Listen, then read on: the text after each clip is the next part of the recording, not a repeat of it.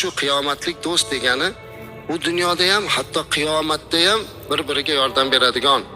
Hattoki birlari jannatda bo'lib, bir do'sti do'zaxda bo'lib qolsa, Allohning himoyasini so'rar ekan.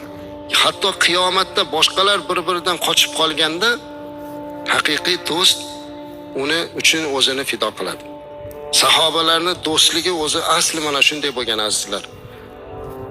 Bizga sahobalarning hayotini o'rgansak ajib ko'rinadi. Nahot shunaqa bo'lishi mumkin? Masalan, o'zidagi bor narsasini olib chiqib berib, o'zi muhtoj bo'lib o'tirishi ham mumkinmi? Mumkin. Sahobalar shunday bo'lgan. Hasan Basri rahmatullohi alayhi shuning uchun aytadilar-da, qarang, o'sha mahalda gapiryaptilar.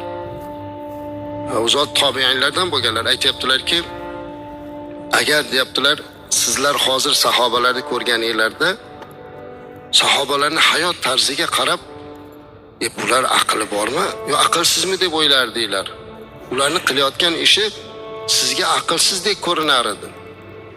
Lekin agar ular sizlarni ko'rganlarida edi, sizlarga qarab, shular ham musulmonmikin degan bo'lardi degan ekanlar.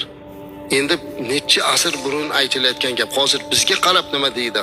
Alloh bizni isloh qilsin azizlar. Bizni hayot tarzimizga qarasak, bir xilga odamlar aytadiki, meni do'stim yo'q.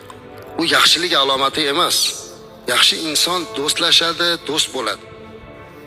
Do'stsiz, ulfatsiz o'tib ketish yaxshi emas inson. Do'st topish kerak, tanlab topish kerak, yaxshi do'st bo'lish kerak. Ana o'sha do'stlaringiz sizni yaxshilikka boshlaydi. Qiyomatda faqatgina sizga yordam beradigan azizlar bu taqvodor do'st.